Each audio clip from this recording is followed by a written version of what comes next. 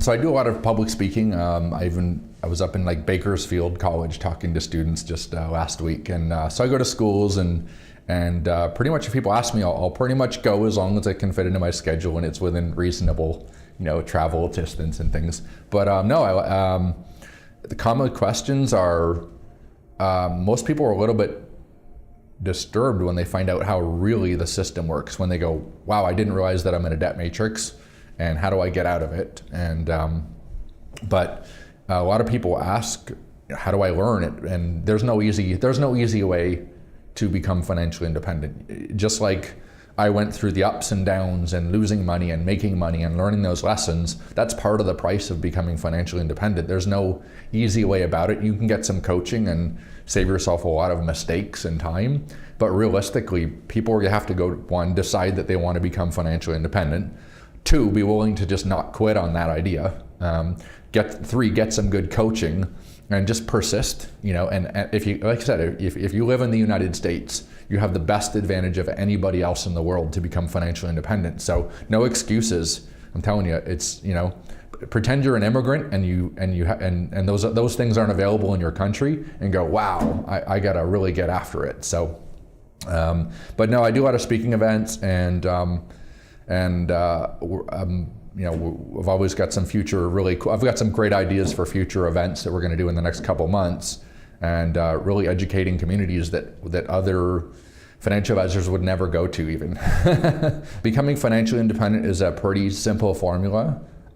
It's be careful who you spend your time with, right? It's, if you spend your time with, poor people, for the sake of another word, those habits, those things they do, the thoughts, the things that they do are going to affect you. So in the last part of my book, I wrote this book on finances. You would think the last chapter of the book would be finances, but it's not. It's show me your friends and I'll show you your future. You got to start hanging around and spending time with people that are where you want to be, or they're at least moving in that same direction, and you have to spend a lot of your time, just like training to become a professional athlete. If you want to be a professional basketball player, you're going to spend 98% of your time around other basketball players, or in the gym, or training, or around the coach, or people that are moving in that direction. People think, I want to become wealthy, but I'm going to keep all my same associations and friends and read the same things and do the same things, and it's just not going to work. So definitely changing your associations and just spending time with those people that are moving in the same direction. Reading great books is a great way to do it, and just be willing to jump in and learn. And that maybe make money sometimes, lose money sometimes. Just get that financial education. The faster you do it, the easier it can become. But obviously, great coaching is there, and I've had some great coaches over the years. I used to blow like $2,000 a month on sushi and beer with my friends.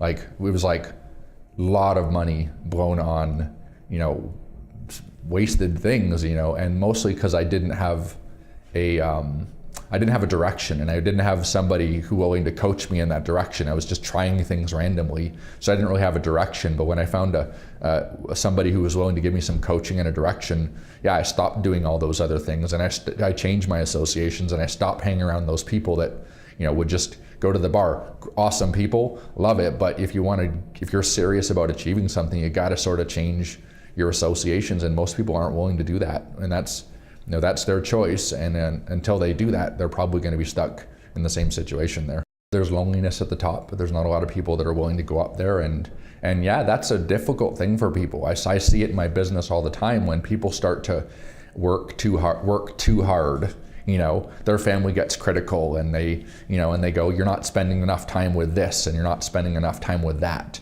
and they start to get critical, and that's a tough thing for people to get through, to decide, I want this that bad, that even if temporarily my life is going to be out of balance and stuff. And when people start criticizing, and you're working too much, and you're focusing too much on money or something like that. And I hear that a lot of other people. Fortunately, my family was very supportive, and honestly, I never really listened to my family. I was like, I'm somehow we're going to become a wealthy family, and and I'm going to figure out how to do it. So, and I wasn't really looking at friends and family for their opinions, but most people aren't that they just don't have a strong enough reason to do it.